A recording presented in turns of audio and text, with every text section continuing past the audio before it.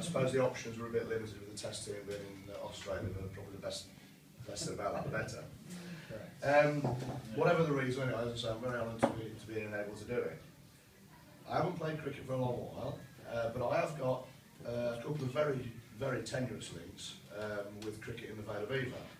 The first one is that my family originate from Branston, which is one of the next villages along in the Vale, and both grandfathers and my father and several other relatives played for Branston Cricket Club, and I was due to sort of follow in their footsteps until the club folded when I was about 14 or 15, but I did manage to get a couple of token appearances in prior to that.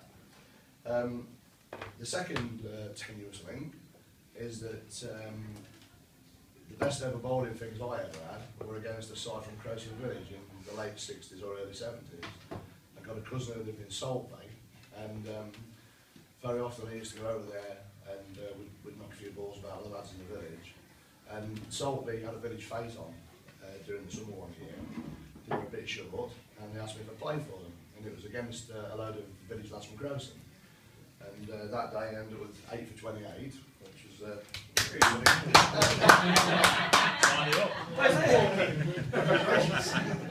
And I was at the 5 not out when we reached the target of 42, which was not a great one. But I suppose if the proper Crowson Cricket Club were informed in those days, then maybe things would have been a little bit different. Yeah. But you know, I'll play a few more games for Saltby after that, for the various leagues against Sprosen and such like. But that was many years ago, as I say. I haven't played cricket for a long while now. But the years move on, so back to the present, I suppose. And I understand from Leon the information that he's given me. I'm looking at your website that 2013 was quite a spirited season for you. That you finished a very credible 4th in the league, and that comprised of 8 wins, 9 defeats, 1 match abandoned. No thanks for Leon's backbone. That's a bit harsh. Controversial. If you can't hear me, by the way, or if you don't understand what I'm saying, just shout ours out. Oh, that's sporty, because I've got written down here that Mark Dillaway would be the first one to shout ours out. Yeah, so you finished very comfortable. And I also noticed from the final league table on your website that you're in the same division as Beaver Cricket Club. And in the days when my grandparents played for and my father played for Branston, Beaver were sort of formidable side in the league. And I noticed that they finished second from bottom as well, so the times have changed an awful lot now. Also at the finale of your season, you have the distinction of the league's leading run scorer and the league's leading wicket taker. Who's that? I'll play Josh. You've also got a number of new players integrated into the side, and that's Nigel Howard, Mark and Jack Gillaway.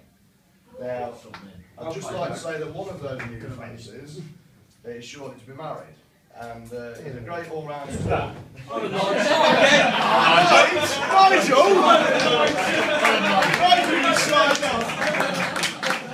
He's a great all-round sports fan, and he's tying it up with his bride-to-be Susie at Trentbridge Cricket Ground.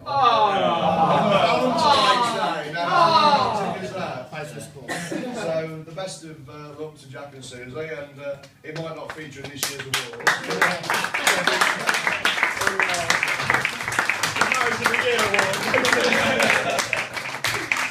It might not feature in this year's award, but at least he managed to bowl and made no one.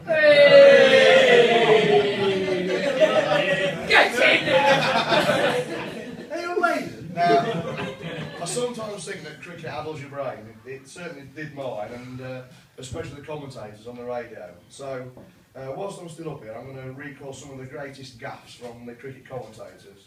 And the most memorable one for me is when Brian Johnson said, "The bowler's holding the batsman's willy."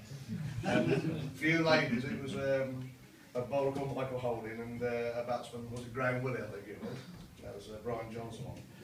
Been a number of other great quotes, a lot from Trevor Bailey, and he said that the Port Elizabeth ground is more of a circle than an oval, it's long and square.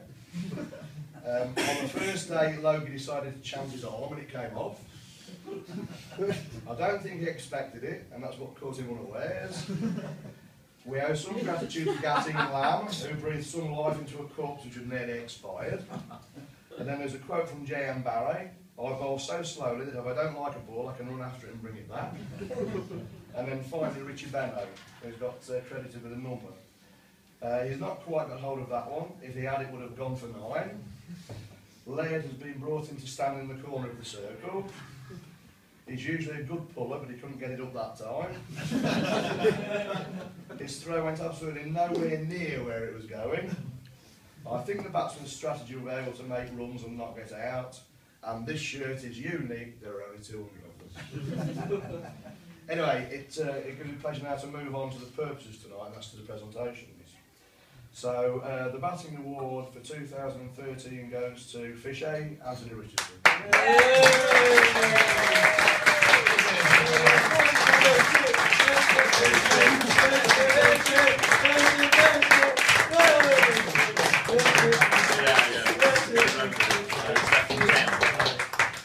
I've got to speak. I'll save this for my Players' Player Award when I come back. Oh, that was the scrapped. Make sure it comes back. The bowling award for 2013 goes to Leon.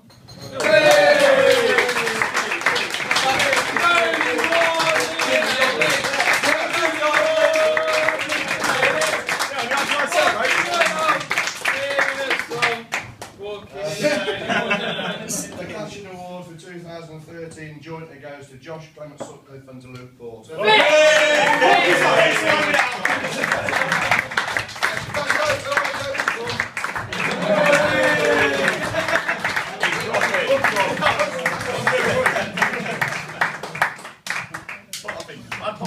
And unless you want me to change it, unless you really want me to change it, the Players' Player of the Year award goes to the loud guy in the corner there, Fisher.